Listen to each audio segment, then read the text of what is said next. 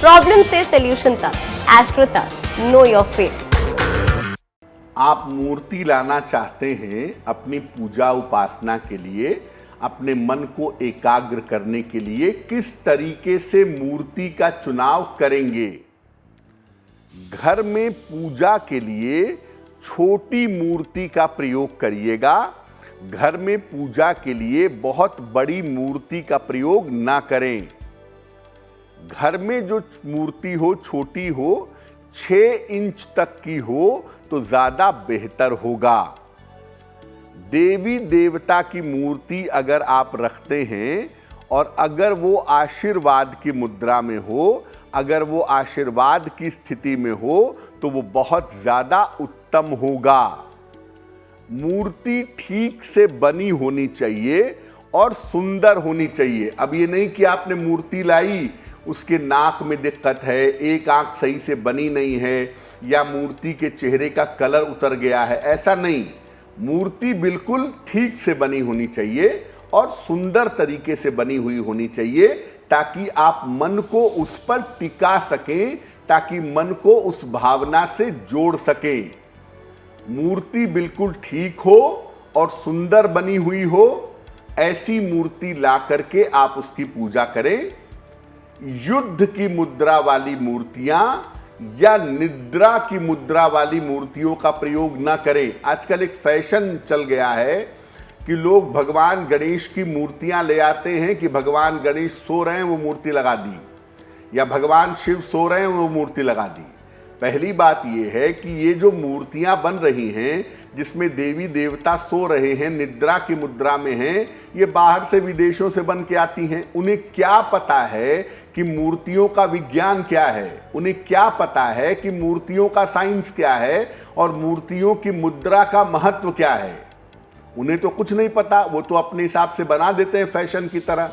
लेकिन आप बुद्धिमान हैं, कम से कम युद्ध की मुद्रा वाले देवी देवता की मूर्ति या निद्रा की मुद्रा वाले देवी देवता की मूर्तियों का प्रयोग ना करें। सामान्यतः ऐसी मूर्तियां ले आएं जिसमें देवी देवता की जो मूर्ति हो वो आशीर्वाद की मुद्रा में हो, वर की मुद्रा में हो। ऐसी मूर्तियों का प्रयोग अगर आप करें तो आपके लिए अच्छा होगा। और फिर कहूंगा मैं कि मूर्तियां जो हैं वो मिट्टी की सबसे ज्यादा उत्तम होती हैं, क्योंकि उनके अंदर वाइब्रेशन ग्रहण करने की क्षमता होती है। उसके बाद मेटल की, धातु की मूर्तियां उसके बाद आती हैं, उनके अंदर भी तरंगों को सोखने की क्षमता पाई जाती है। अन्य मूर्तियां प्लास्टिक से बनी हुई या डिजाइनर चीजों से बनी हुई, ऐसी मूर्तियों की जरूरत सामान्यतः नहीं होती है। इस एड को स्किप करना तो बहुत मुश्किल है, पर लाइफ की प्रॉब्लम्स का सॉल्यूशन ढूंढना आसान। प्रॉब्लम से सॉल्यूशन तक, एस्ट्रो तक, नो योर फेट।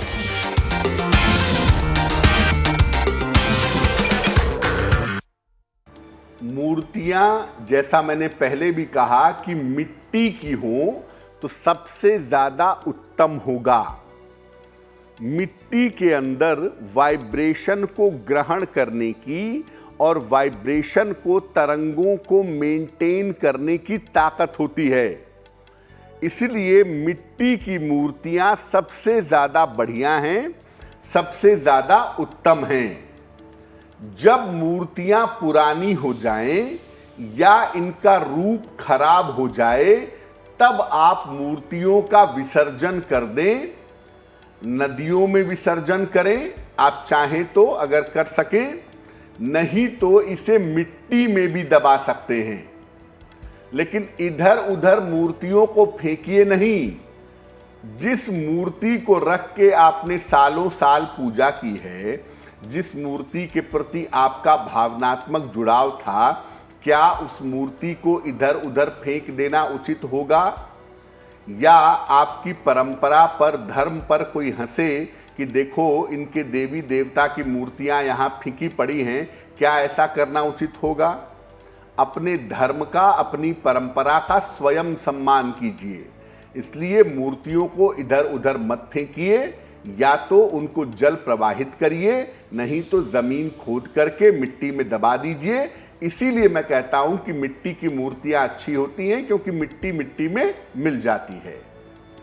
मूर्ति पूजा को अंतिम पूजा मत मानिए। देखिए, ये बात हम सब जानते हैं। भारतीय उपनिषदों की अगर हम बात करें, वेदांत की बात करें, तो आपको बताएं कि ईश्वर को निराकार ही माना गया है और सामान्यतः हम ईश्वर को चेतना के स्वरूप में मानते हैं।